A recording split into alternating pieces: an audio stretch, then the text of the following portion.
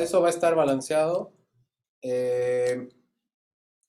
Hay otras cosas de los datos que ahorita cuando escribamos la tarea vamos a hablar, pero lo siguiente que quiero hablar es sobre eh, técnicas para lidiar con este problema que se van a afrontar en la tarea, que es el hecho de que no hay muchos datos. Entonces, el riesgo de sobreajuste va a ser muy alto. Ustedes van a estar haciendo su tarea y de repente su modelo ya va a estar... A ver, corte. Esto lo quiero poner en YouTube. Corte. En la tarea, ustedes van a ver que no hay muchos datos. Entonces, esta técnica de regularización va a ser muy importante porque no va a permitir que los parámetros se sobreajusten a los datos. Pero los datos son tan poquitos que debemos hablar sobre técnicas de aumentación de datos. Y eso es lo siguiente que vamos a cubrir el día de hoy. Todavía nos falta eh, trecho el día de hoy. A ver. ¿Sí ven ahí? Aquí ya les presento la tarea, pero hay dos técnicas para la tarea que son muy importantes. La primera es la estandarización de datos crudos. Nosotros hemos estado tomando todas las características y haciendo la estandarización de cada una de las características, ¿verdad? ¿Sí se acuerdan de eso? Cuando están trabajando con datos crudos no pueden hacer eso. ¿Por qué? Porque vas a hacer que la continuidad de la señal se mueva toda porque estás forzando muestra por muestra a que esté en cero y que tenga una estandarización en base no a lo que está en estos datos, sino en base a lo que están en los otros puntos de datos. Entonces, no, está rara esa técnica ahí si te pones a pensarlo bien. Lo que van a tener que hacer va a ser estandarización de cada señal. Recuerden, esto es muy importante. No quiero ver en la tarea que se pusieron a hacer la misma estandarización que venimos haciendo. Tienen que estandarizar cada señal. Cada punto de datos se estandariza por separado y la forma en que se hace es, o sea, tu señal de audio o tu señal neuronal, tu señal de tiempo, puede tener, puede tener valores arbitrarios. Lo que nosotros queremos es que esa señal que sucede en el tiempo, en promedio esté en cero. Entonces lo primero que vas a hacer es, para esta señal, quiero que en promedio los datos de esta señal estén centrados en cero. Y una vez que los tengo centrados en cero, como esto es audio, en otras señales sería distinto el criterio, pero como esto es audio, queremos que el valor absoluto más alto en esta señal sea de 1. Ahí sí como amplitud de 0 a 1. Amplitud, no, la amplitud puede ir de -1 a 1, Claro, o sea, polar, pero pero la magnitud, o sea, el valor absoluto, tiene que ser a lo mucho 1. Entonces, esa es la estandarización que van a tener que hacer de cada uno de los datos.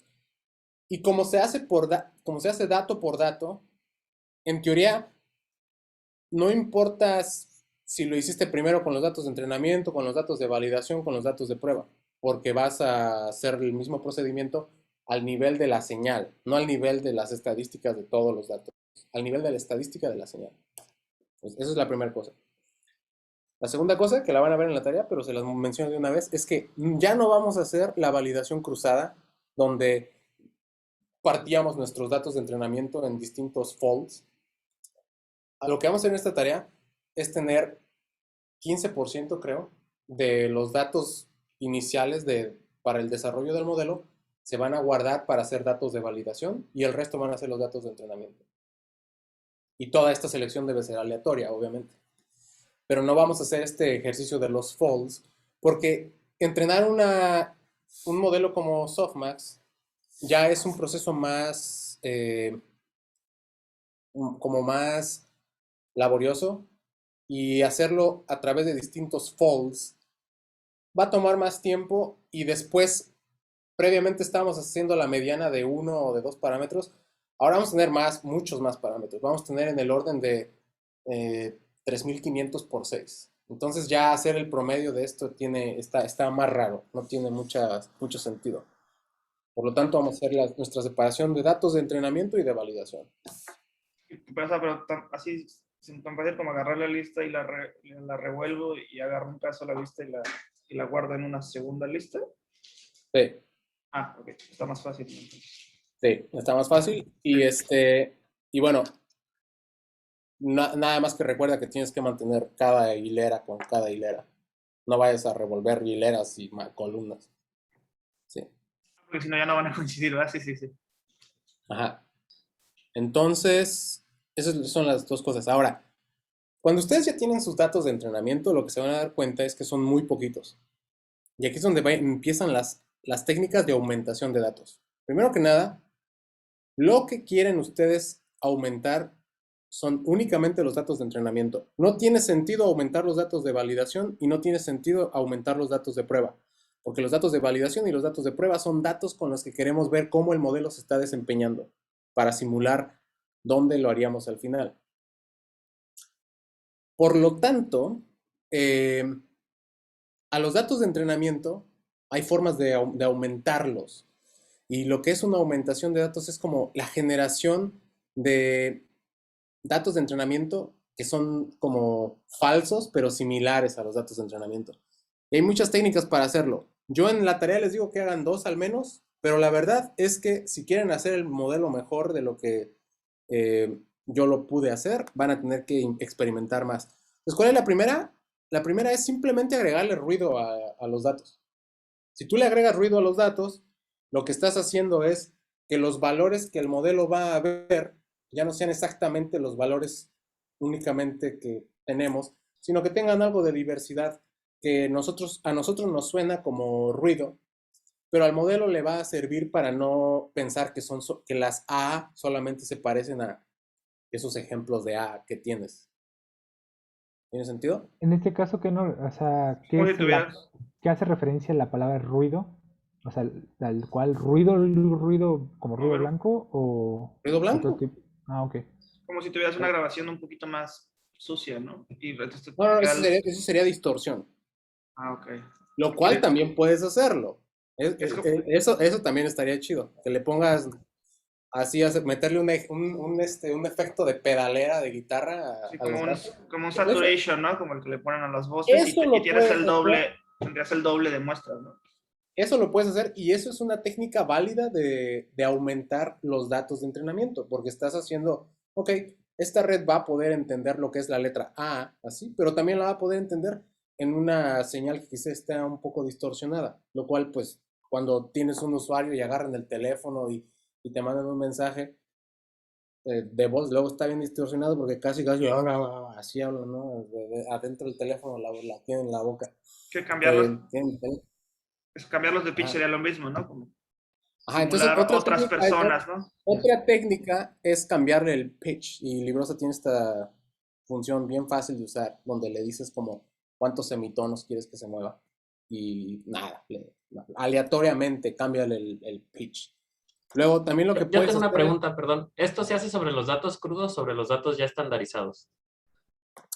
sobre los datos ya estandarizados y también después de que haces esto quizás sería buena idea volverlos a estandarizar porque cuando agregas ruido puede que ya tengas valores que se salieron de uno Ok, ok, y justo también porque por ahí va mi pregunta, ¿no? Si yo agrego ruido, tengo que agregar ruido que provenga más o menos de la misma distribución estadística de mis datos o cualquier tipo de ruido. la verdad es que podrías tener una versión de aumentación con ruido gaussiano, otra versión con ruido de un proceso Poisson y así te puedes ir Pero, por ejemplo, si la media de mis datos ya estandarizados es cero y yo le agrego un gaussiano, un ruido gaussiano, que la media es 15, no sé, eso es... Esto te los movería, sería literalmente como sumarles un sesgo a todos los Ok, datos.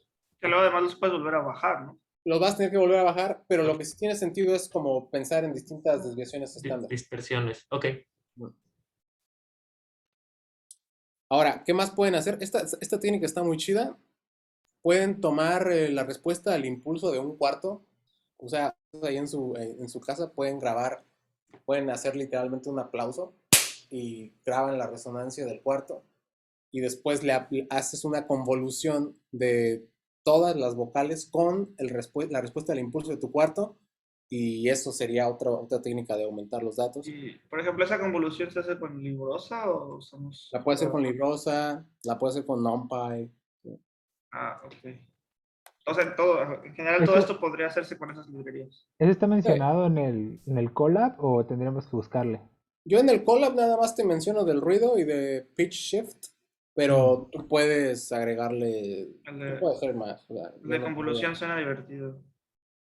Sí, y luego también Preguntaba. puedes agregarle filtros digitales, que pues ahí más o menos si vamos a la idea de ponerle un band pass, un low pass, un efecto de un Leslie, yo qué sé, o sea, ahí ya te puedes poner creativo. La otra forma muy fácil es cambiar el formato. Cuando haces una compresión de MP3 se pierde bueno, se pierde mucha de la información redundante en la señal, pero a final de cuentas sigue sonando como la vocal, por lo tanto es otra técnica de aumentación de datos. Hay una librería aquí que les pongo por si quieren usarla. No tienen que usarla, pueden hacer todo con Librosa a mano. Pero igual chequen esta librería porque les permite de una forma más automática hacer generación. Ese ya trae métodos para tipo el Sí, pitch trae shift, muchas cosas. audio. Eh,